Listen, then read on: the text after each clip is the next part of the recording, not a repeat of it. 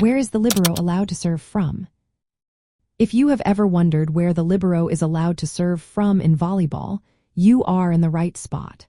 Let's break down the rules and guidelines surrounding this unique position. The libero is a specialized defensive player who primarily plays in the back row. They have specific rules regarding serving that are important to understand. First off, the libero can only serve from one designated position in the serving order during a match or set. This means that the libero is allowed to serve, but only in the rotation spot where they replace the player who normally serves.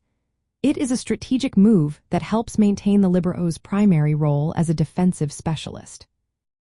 When the libero replaces a player in the service position, they can serve during that one rotation.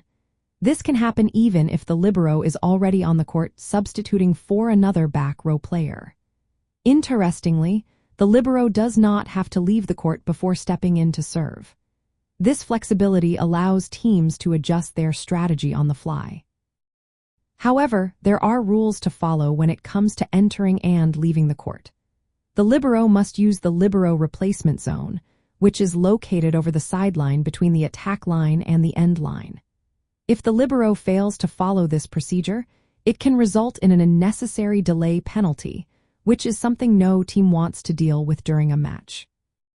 Another interesting point is that the coach does not need to specify the position where the libero will serve on the lineup sheet. The serving position is determined dynamically by the coach as they have the libero replace the player in that service position. Once the libero serves in a particular position during the game, that becomes the only position from which the libero can serve for the remainder of the match or set. From a defensive strategy perspective, this rule helps keep the libero focused on their primary role. It allows them to concentrate on defensive plays and emergency techniques rather than getting too involved in front row actions.